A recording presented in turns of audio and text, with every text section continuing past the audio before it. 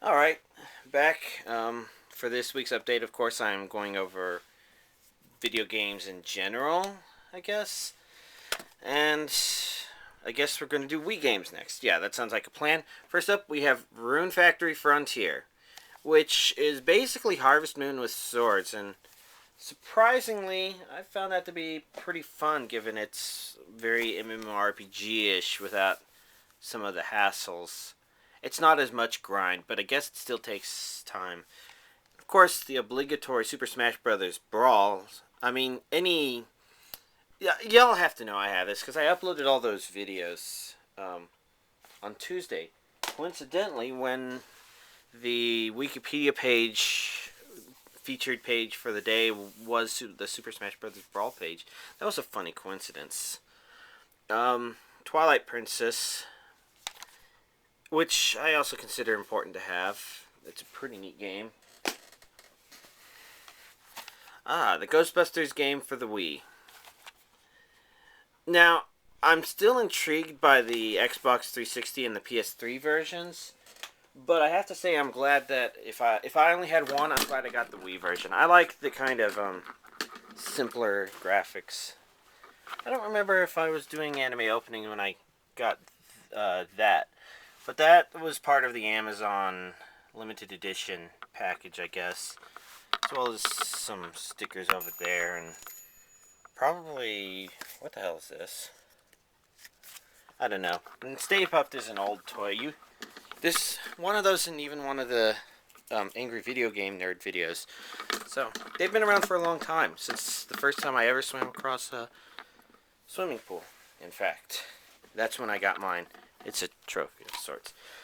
Mercury Meltdown Revolution.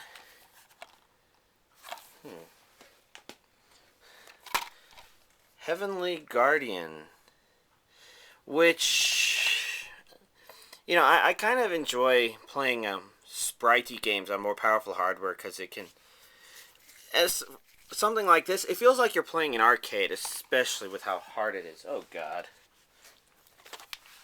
I never finished playing this. Wario Land Shake It. There are things about it that were pretty fun, though. I'm trying to remember what. Sonic Unleashed, which I actually didn't play more than the opening.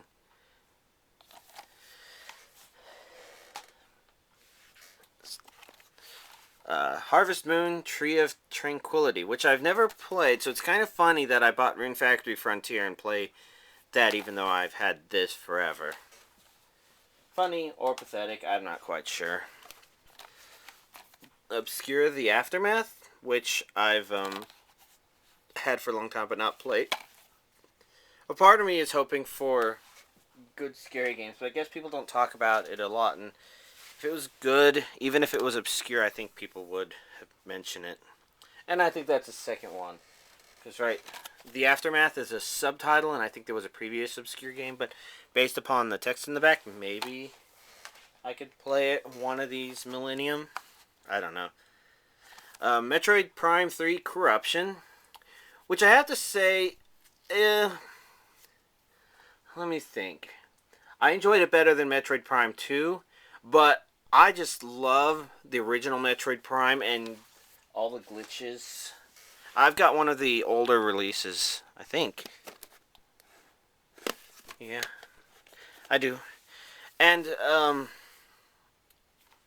what can I say? I just love exploiting them. It kind of makes the same game really different. The obligatory Super Mario Galaxy. Mario Kart Wii. And along with that, I also made sure to get 4 of these things. Only 3 of these are here. The other one is probably kept in here. Yeah, next to my I guess you could call this my throne because this is where I sit all the time. Super Paper Mario, which I think I was actually really, really close to the end. I fought a really cool boss battle, and then I was just like too wowed by it to continue for some reason. Let's see. Yeah, I guess. Alien Syndrome, which I bought because it was 4-player multiplayer, but I haven't played because it's a lot like Gauntlet, except with guns, I guess. And I wasn't a big fan of Gauntlet. My brothers were. It just didn't sit with me perfectly. Elebits is kind of intriguing, but I didn't play much of this either. I played a lot more Katamari Damacy, which will probably come up later, whichever one I have. Mario Party 8, which I also didn't play much of, but I think it was enjoyable to watch, like, my brother playing it. I'm trying to remember. Naturally have to have this because, you know, this was one of those early Wii games.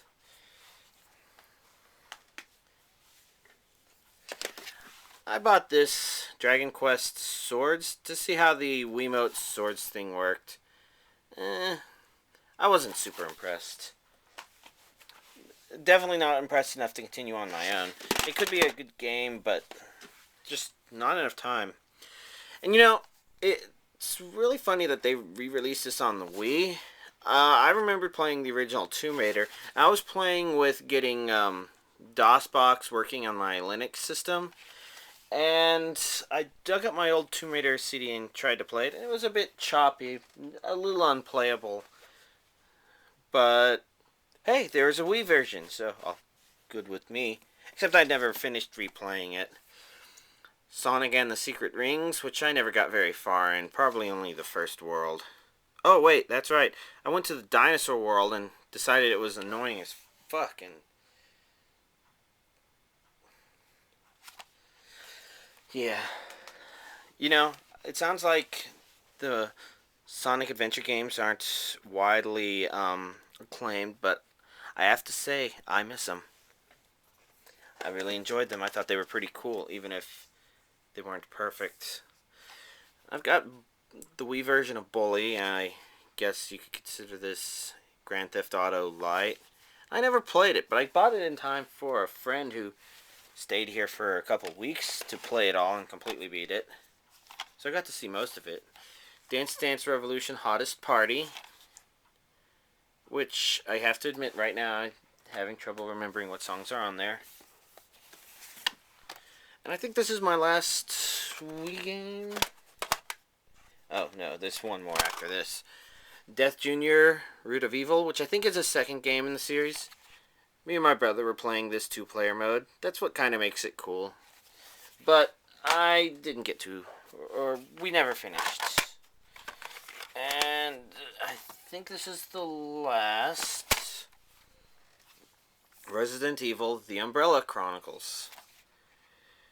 And I think this is a rail shooter game, I think, where basically it moves along and you don't have any control over where it moves. You just have the ability to shoot the zombies or something. That's what I've heard, but I've not actually played it. I'd be more interested in buying Resident Evil 4 and playing that. I mean, I never finished the GameCube version. And why don't we go ahead and do the GameCube games, since there's not a whole lot of those. There's Super Smash Bros. Melee. You know, if Super Smash Bros. Brawl wasn't out, you had to have this. There's just no question about that. And like I said, I liked Sonic Adventure, but in particular, I liked Sonic Adventure 2 Battle. Maybe because I experienced it first and it made Sonic Adventure 1 seem cheesy to me. Zelda 4 Swords Adventure, which is another one of those sprite games done on more powerful hardware, and I think really fun. And naturally, since I have so many Game Boy Advances, and over here you can see I've got link cables, you know, I could just fire it up and play. I don't have to depend on my friends to have it. Resident Evil 4, which I never beat, and I'll probably just want to play the Wii version if I ever try it again. And Metroid Prime, the original. The one, I think, not the Player's Choice version, which means this should have all the glitches I love. So, that's the end of this video. On to the next.